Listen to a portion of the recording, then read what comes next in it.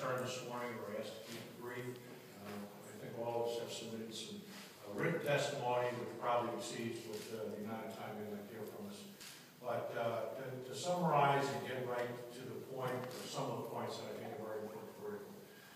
When we heard the story that was recited earlier today, the interesting thing is, in just talking to these two lovely people I just met, these stories are not unique. These are repeated time and time again with so many people that suffer from Lyme. So I appreciate the fact you have 3 of us. I think you probably could have 100 of us to find many of the same things repeated.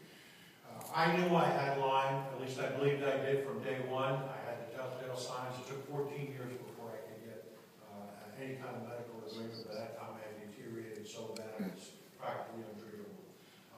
That was in 1994. I was at the point where I could hardly walk, talk, slurred speech, very little cognitive abilities, and basically I wouldn't be able to function or take care of myself if it wasn't for my devoted family.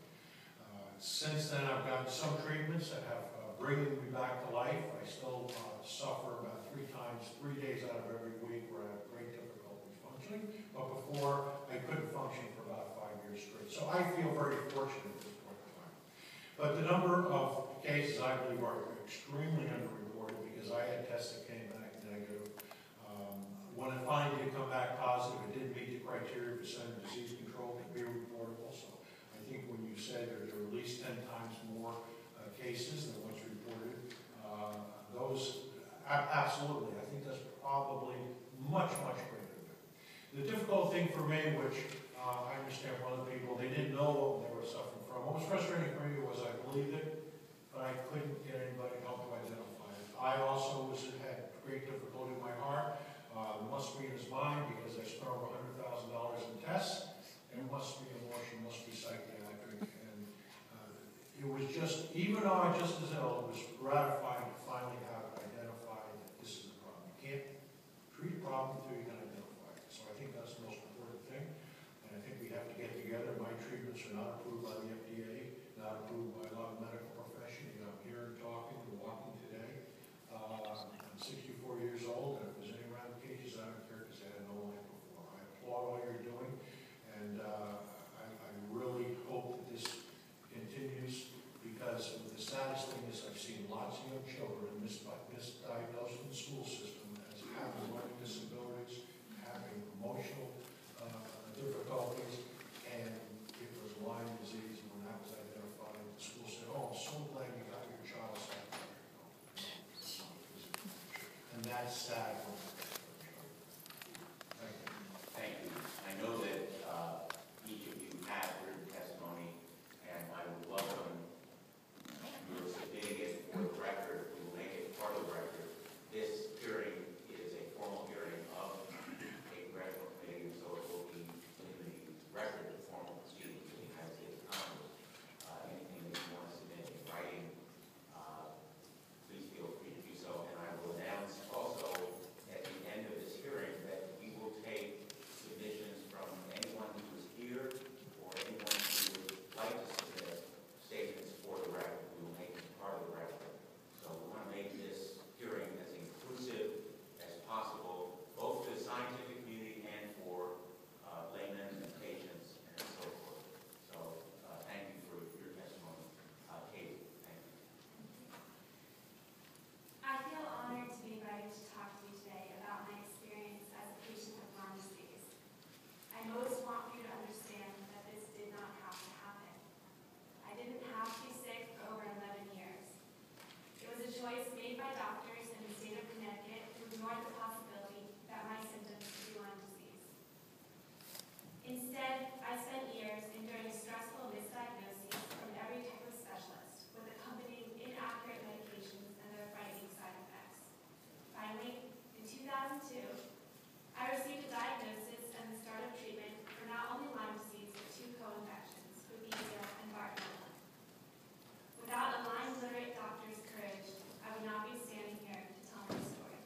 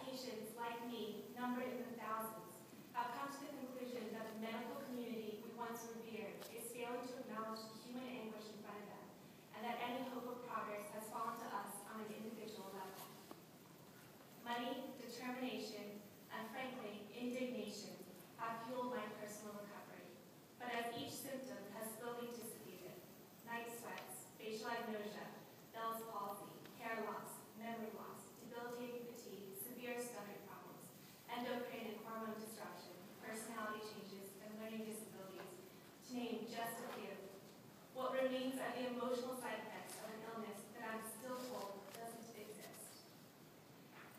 I testified in 2004, and I'm here again today. I am thankful for the opportunity, but wonder how many times can we document the pain of constituents without change? What more needs to happen before this illness is taken seriously? Families are falling apart and going broke over Lyme disease. Young adults unable to hold down jobs, lay in bed, aging out of their parents' insurance policies. Some make the decision to live a half-functioning life because there are no clear or affordable options. We are the state where this illness was first recognized in America, yet we teach nothing about tick-borne disease prevention in our schools. In my early life, I had heard about Lyme disease as a joke, from doctors, peers, other parents. And now, unfortunately, I've carried the burden of Lyme for over a third of my existence.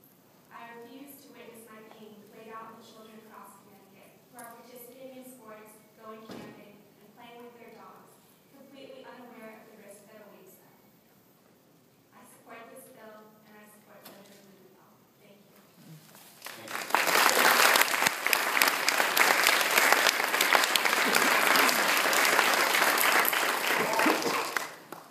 Mark?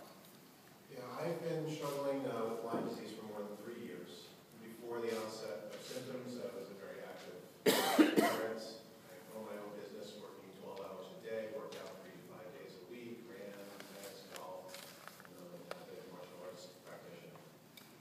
And my symptoms started with just a little bit of lightheaded and dizziness. I would climb a flight of stairs and I'd be out of breath, which was completely unusual for me.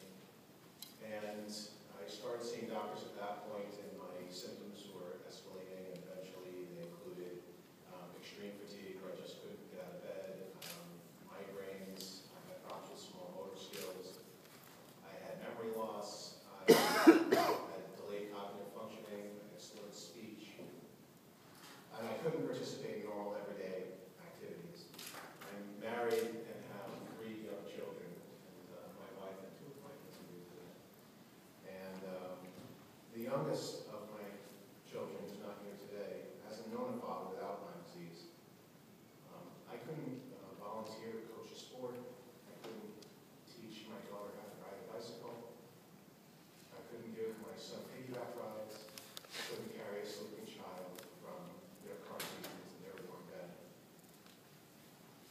My daughter would come home from first grade and she'd have stories and pictures she had drawn. And in them, my wife and other 2 kids were always central characters. But I was always in the background, sick and in bed. I mentioned that I'm a small business owner who, during the most challenging economic climate in a generation, was forced to cut my hours in half and sometimes take weeks off at a time. You know, I never had a bullseye rash. I never found it at a tip. I saw 10 different doctors over an 18-month period of time. There's 2 general practitioners, 2 otolaryngologists, an ophthalmologist, an office cardiologist, homeopathologist, rheumatologist. I went through all of the lists. And I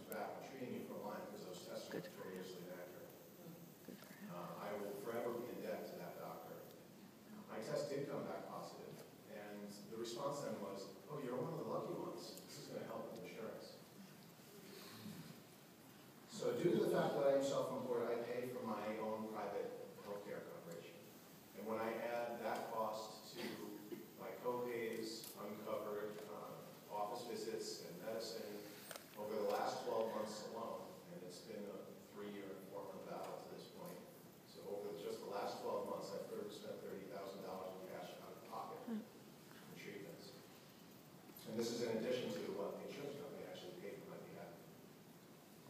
It's been 22 months since receiving a proper diagnosis and finding the right doctors, and I have made tremendous progress. I can now shoot hoops in the driveway with my son. I can get piggybacks, piggyback rides to the youngest, and I'm now a central character in my daughter's wonderful stories. However, each morning I still awake wondering how I will feel that day, and it's incredibly unnerving not to know what kind of person you're going to be from one day to the next or what you're capable of. And I struggle to play catch up on 3 years